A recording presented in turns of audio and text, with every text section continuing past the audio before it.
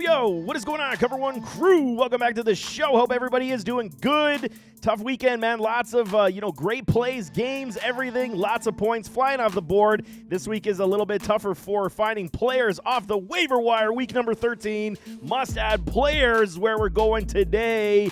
And I mean, it's getting picked clean, man, and we are in the midst of a massive bye week Armageddon. It is no kidding, man. We got so many teams on the bye. The Ravens, the Bills, the Bears, and the Raiders, the Vikings, and the Giants. We got 6 teams on the bye week. And this couldn't have come at a worse time with all of us trying to get into the fantasy football playoffs. Likely a lot of y'all trying and struggling and clawing.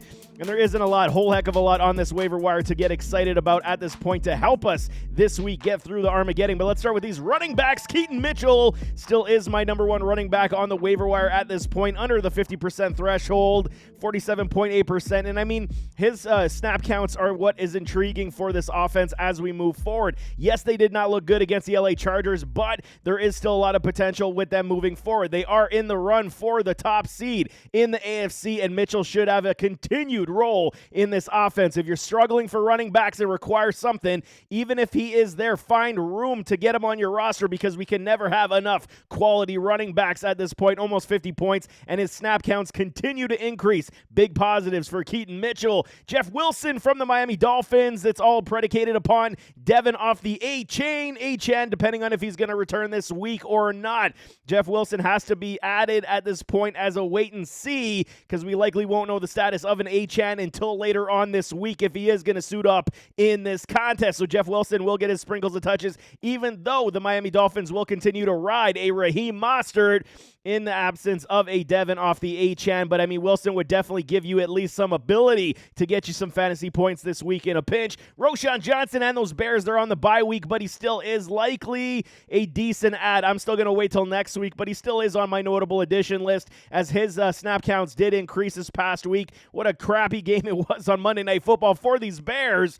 But at least, you know what, there is potential here with a Foreman dealing with an ankle injury and the snap counts again at this point of the season. They might want to see what they got in a Roschon that much more, even though we got a good subset of snaps to dictate that. He's just on the notable. Do not add him this week unless you want to stash him for a playoff run and back yourself up. Zach Moss, we're talking about a lot of handcuffs for these running backs. Zach Moss, 54%, so just above the 50% threshold. He may still be there on your wire, and if you're a JT owner, absolutely stash a Zach Moss at this point, because if JT goes down for any reason, Moss would insert himself back in as the RB1, and he was killing it early on this season when JT wasn't there. 128 points for Zach Moss.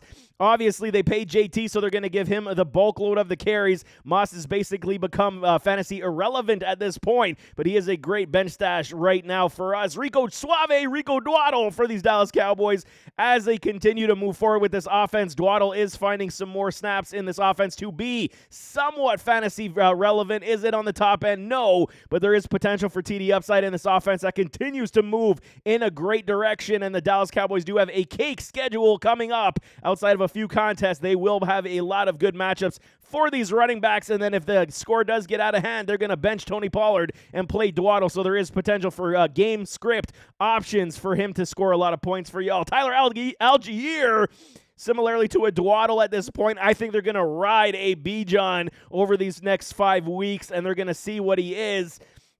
Yeah, they tapered off Bijan's carries, at the midway point of the season, but now is the time to unleash the man, and he proved it this past week, where Algier is going to be now one of the better handcuffs in this league. Still would have possessed, goal line upside, but I mean, if anything happens to Bijan, Bijan, then Algier will definitely take the running back one role from this Atlanta Falcons offense. Gibson does have some PPR upside, not really at this point to trust in fantasy. He's on the list only because there is potential if a B-Rob does go down, but there is some PPR upside for a decent floor. Not great for fantasy. And then we got the rest of these guys basically handcuff appeal. Kenny Gainwell, man, I got a frog in my throat. Kenny Gainwell, if anything happens to DeAndre Swift, we understand that Gainwell is going to insert himself instantly as a running back one in this offense as well. They will split touches with a Boston Scott if Swift does go down, but he is a viable option for all you Swift owners to back yourselves up if something does happen to DeAndre Swift. Michael Carter for the Arizona Cardinals. Okay, we said, what did I tell y'all last week? They finally got him the playbook. He acclimated himself a little bit to it, and now they're doing at least somewhat of a 50-50 touch split this past week. He will get some touches. He will start to play. PPR upside should be big for a Michael Carter. He is a good running back and should be utilized as such in third down appeal, so there is options here as well. I'm still kind of keeping him on my waiver wire at this point, but he is definitely a notable person to watch for your running back spot. Ty Chandler on the bye week did not look great on Monday Night Football, still on my list. And Eli Mitchell, the greatest handcuff for a CMC, no kidding. He is down there as well. CMC owners, get yourself Eli Mitchell on your bench just in case. Quarterback time for all you streamers. Jordan Love, you feeling the love for Love because he looked good on Thanksgiving, and maybe we're starting to see exactly what I was saying early on at the beginning of, the end of the offseason where I said, this offense was so youthful in Green Bay that we would see, them come out the gates extremely fast, which did happen, and then they would taper off, which also did happen. Now we're at the point where, you pass the midway point, you're getting closer to the end of the season. Now they're going to unload a little bit more, see what they got in these youngsters. They're starting to understand the pro game a little bit. They maybe passed the rookie wall. Jordan Love now is feeding all his wide receivers on the regular. Lots of youthful talent on this room. 50% ownership right now up against Kansas City Chiefs on Sunday Night Football. Big contest. So there might be some turnovers, but at least there's potential for him to throw the ball quite a bit. KC's defense is strong, so the floor has fallen just a little bit, but there is potential high ceiling for Jordan Love still if you're looking for streaming quarterbacks. Russell Wilson, let's ride. The Denver Broncos continue their prowess in winning games. What was it, 5 in a row for these Broncos after being blown out? I mean, it's unbelievable the turnaround for these Denver Broncos. Russ is over that 50%, 56.7, but he may reside in some of y'all's leagues. Taking on the Houston Texans, very good matchup for passing upside, even though the Broncos, they're crawling before they're walking. There's not, big offensive upside for this team right now, but at least Russ is giving you a safe floor where anywhere from 13 to 16 points is that threshold. You could do a lot worse than Russell Wilson. Believe me, man. Gardner Minshew, Mustache Minshew, at least he's moving this offense. The Colts, really, man, you got to give a lot of respect for what they're doing right now, taking on the Titans this week at Tennessee. So it is interesting. Tennessee plays a lot better at home than they do on the road. So Minshew should be in, at least a decent amount of hurt. But he's been able to find Pittman on the regular. You got to install Josh Downs just a little bit more, and this offense will continue to move with the running upside of a JT. Minshew will continue to at least give you a decent floor. It's not great overall, but the upside is better this week versus the Tennessee Titans team. Matthew Stafford taking on the Cleveland Brownies.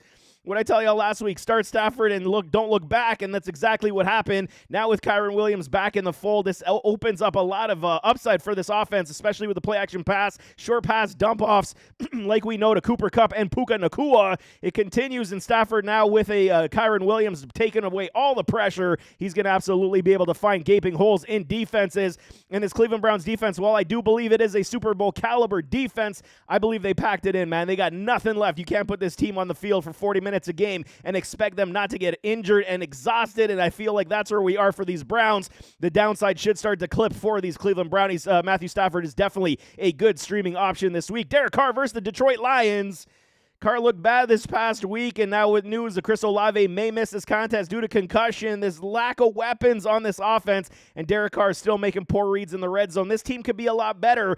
Again, 0 for 5 in the red zone this past week is not good. No bueno for these Saints. This is the biggest problem, man. We are not getting the high-end upside that we hope for because they just can't score inside the red zone right now. If they figure that out, then Derek Carr's numbers will definitely increase. Taking on Detroit, obviously with bye week trouble, he is one of these guys we could potentially see get some, touchdowns, but it is very difficult, especially with Taysom Hill vulturing touchdowns on the regular as well. Derek Carr is a lower streaming option this weekend. Kenny Pickett, small hands Pickett, taking on these Arizona Cardinals, and the biggest upside was Pat Freiermuth coming back to this offense where Kenny Pickett feels, at least that much more comfortable to throw to the big tight end. We saw what Matthew Stafford was able to do to pick them apart. Kenny Pickett won't be able to pick them apart, but at least if you're really struggling in deeper leagues and don't have any other options, small hands Pickett could give you something of a decent floor, but don't bank on high-end upside this week. He's just in it for a pinch right now as we try to get through this bye week Armageddon. Wide receivers, Jaden Reed.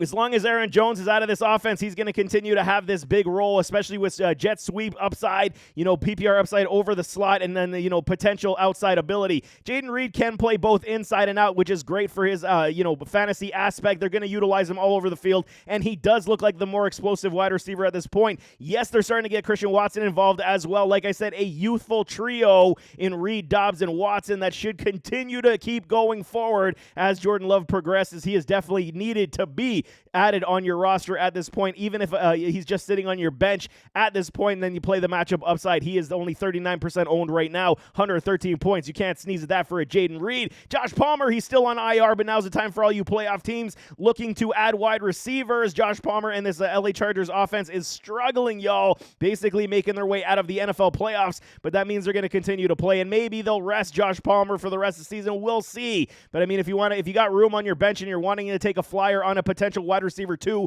that does have good upside in this offense, good chemistry with a Justin Herbert, Palmer is definitely the guy I'm looking for. Curtis Samuel, he gets back to goods.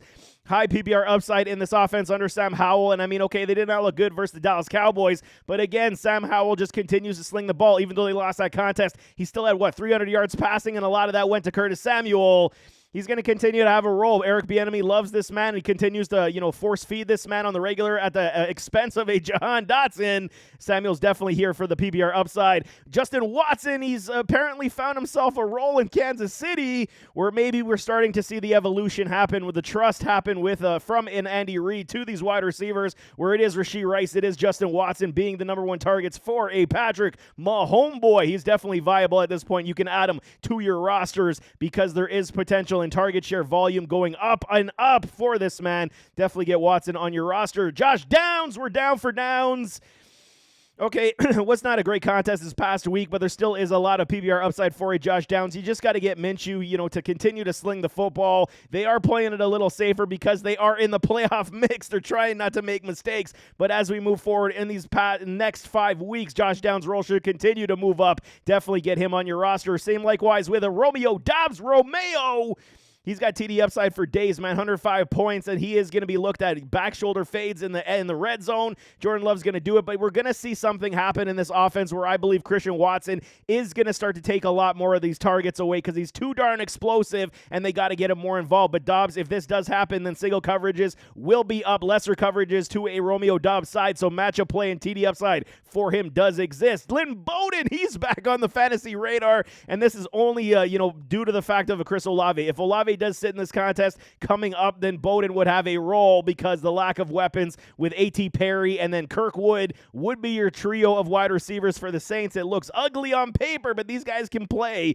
and Lynn Bowden definitely got a lot of target share in that past contest. It was only 5 points, but I mean, still, he's going to have upside. If you're really stuck in super deeper leagues, Bowden would be on your list. Noah Brown, if he comes back from that injury, would jump to the top of my list of notable additions as well over at Josh Palmer. We just don't know if that knee injury is going to be back. But at this point, I think if you're in the playoffs already, in the fantasy football playoffs, add a Noah Brown because this Texans offense is not going anywhere. And once he gets back on the field, you got to believe his role was at least established enough to say it's coming back when he gets back on the field. Add Noah Brown, 41% owned right now, so he should be there in majority of leagues. Pop Douglas.